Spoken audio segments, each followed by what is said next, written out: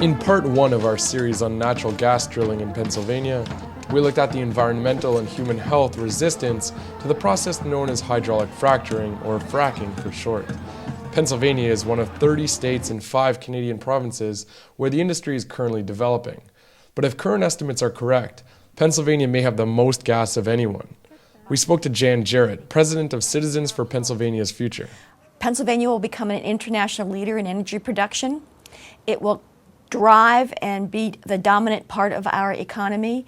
Despite projected revenues reaching into the trillions of dollars, Governor-elect Tom Corbett has pledged that Pennsylvania will be the only state not to tax the extraction of the resource. A tax right now, I don't believe, is appropriate. In fact, I don't see a tax in this.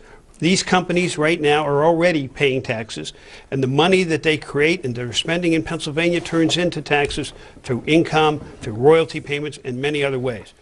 We spoke to Leslie Haynes, editor-in-chief of Oil and Gas Investor, the industry's premier trade magazine. You'd rather know what the taxes are going to be going forward than to keep fighting over it. Once you know where you stand and what the taxes are going to be, then you can plan your business. If they do too much of a tax, people will go back to Texas, or they'll go to Colorado and Wyoming, or they'll go to Alberta, wherever. Governor-elect Corbett said any tax would hurt the state. I believe we would chase away these companies at this point in time. Looking at the industry's own words, it's hard to believe that Corbett is right. The most recent edition of Oil and Gas Investor includes a feature on drilling in the Marcellus. The article polls 7 company executives and analysts, all 7 of which extol the profitability of the Marcellus. Despite the fact that gas prices are at record lows, sitting below $4 when they went as high as $13 just 2 years ago, companies are moving into Pennsylvania at rapid pace.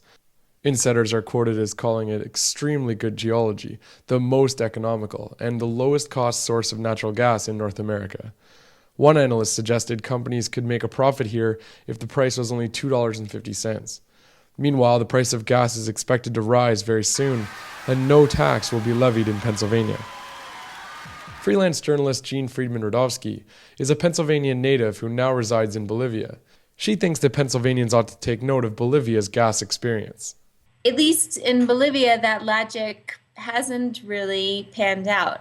Bolivia has the second largest natural gas reserves in all of South America, and in 2006, President Evo Morales nationalized those gas reserves. And what that in fact meant was that he started heavily taxing the foreign companies and foreign governments that were extracting natural gas from here in Bolivia. Before 2006, Bolivia was receiving about 20% of the profits made off of its own natural gas reserves through royalties and taxes.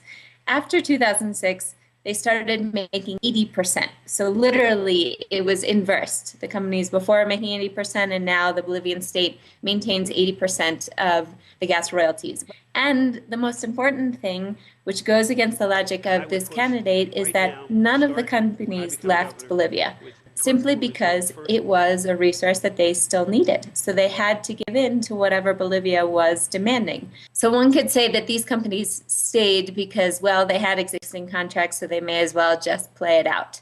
And certainly some opposition here in Bolivia says that investment has gone down and companies aren't investing as much as they have before.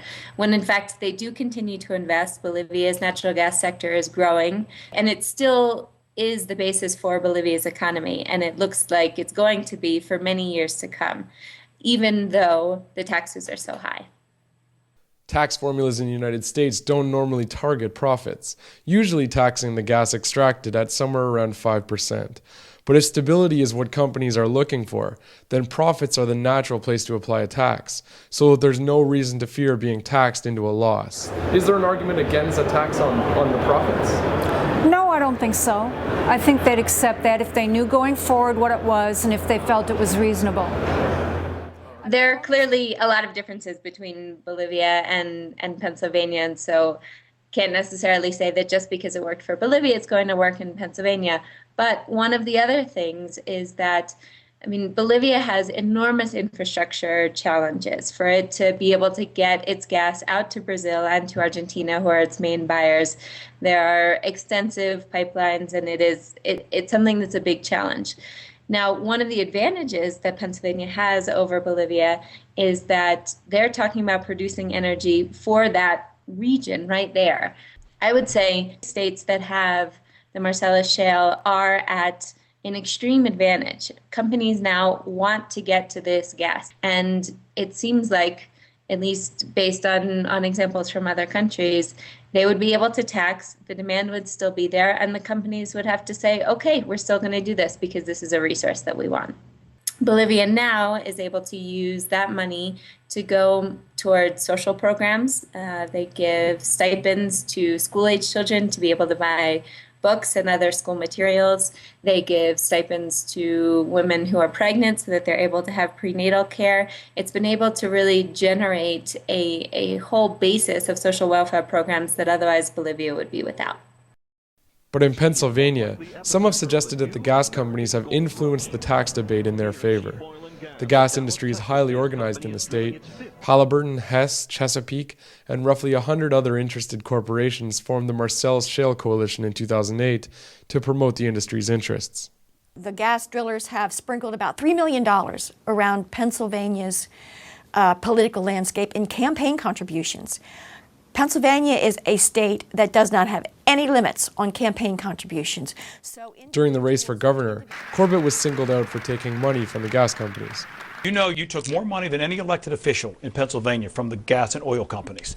That's why you're not pushing for the tax. If those companies, and if anybody out there thinks that money contributed to a campaign is going to cause me to make a decision other than that which is in the best interest of Pennsylvania, they're sorely mistaken. Now, I think the latest numbers are that Tom Corbett received about $800,000 from the gas drilling industry, but they've also contributed to the Democratic candidate, Dan Honorado.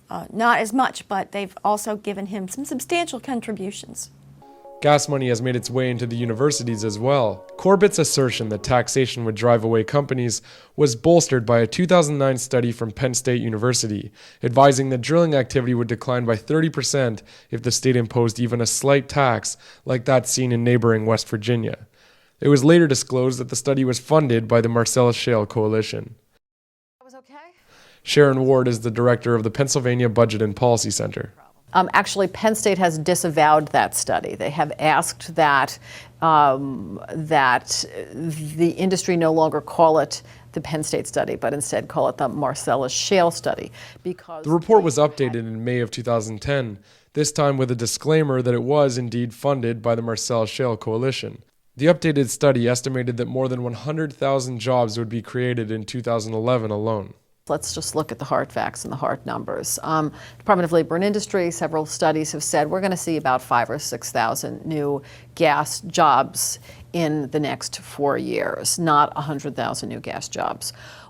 Despite its dubious roots, the industry-funded study continued to play a central role in the Corbett campaign.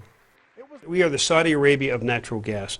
If we develop it and develop it now, we need to develop this industry right now because it's going to provide hundreds of thousands of jobs from every study that I have seen. Haynes also gave us inflated job numbers. I think already over 100,000 jobs have been added just in the state of Pennsylvania in the last couple of years from drilling this Marcellus Shale, so it's really significant. According to the latest available government statistics, the entire industry currently employs less than 12,000 people. Regardless how many jobs the industry brings, for the time being it is going ahead without taxes. Stephanie Simmons, from the Pittsburgh chapter of the Sierra Club, is concerned that the lack of state income leaves people at great risk. If we have an accident, our emergency responders, 80% of whom in Pennsylvania are volunteer. Now, they don't have the proper equipment, they don't have the proper training, and nobody is providing a fund for what happens when the worst happens. And still, others are questioning why the state would give up an opportunity to raise large amounts of money when it is faced with a projected deficit of $2 to $5 billion next year. While at the same time, school boards around the state are in serious debt crisis, with towns like Harrisburg forced to debate cutting kindergarten and high school sports programs.